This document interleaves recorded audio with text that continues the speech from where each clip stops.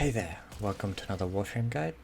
Today we're going to look at one of the tankiest Warframes in the game, Inaros Prime. Designed like an ancient pharaoh, Inaros uses his exceptionally high health to tank his way through his missions. He is the only Warframe with no shields, which can have some interesting benefits. The Decaying Dragon Key will have no negative effects, and the No Shields Nightmare condition also has no effect. In hijack missions, the objective will drain Inaros' health in place of his non-existent shields, and can have a maximum health of 10,580 when playing solo.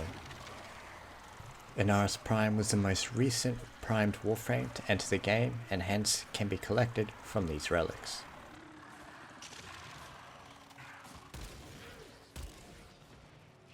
Due to Inaros not having any shields, using armor mods can be particularly useful and synergize well with the bonus armor gained from his 4th ability. Inaros is really hard to be downed, but his abilities can be quite underwhelming. It offers no reliable crowd control or any nuking of any sort. He cannot buff or debuff nearby allies or enemies with increased damage, damage reduction, armor, etc. So his usefulness relates to how well he can keep himself and his allies alive. This requires Inaros to rely heavily on his equipped weapons. Not to mention that his passive is essentially unusable against level 40 enemies, since it just doesn't do enough damage quick enough to fill up the gorge. But if you're looking for a virtually unkillable meat shield that can heal, Inaros is quite a good option. I've made 2 builds to show today, so let's get started. Since modding Inaros' abilities are not the focus for this Warframe, we'll be using a lot of tank mods instead. Corrosive Protection for the aura, and Rush for the Access mod slot for increased movement speed. Umbral Vitality, Gladiator Resolve, and Carnus Carapace for health. Umbral Fiber and Gladiator Aegis for the armor, and Adaption is put in to reduce damage by up to 90%.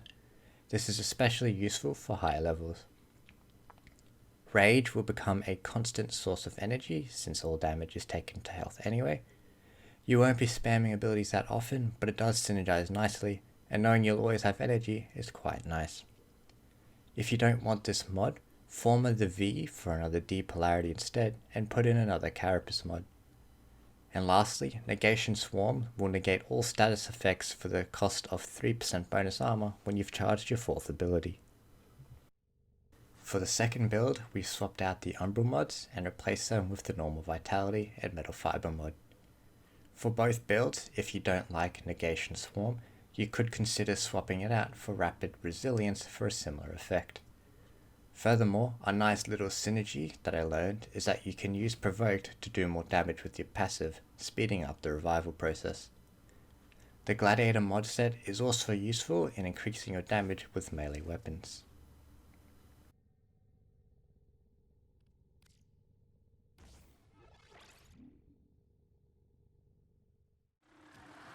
And finally, using the Medi-Ray mod on one of your robotic companions is also highly recommended, since his heal is percentage based and not a flat amount.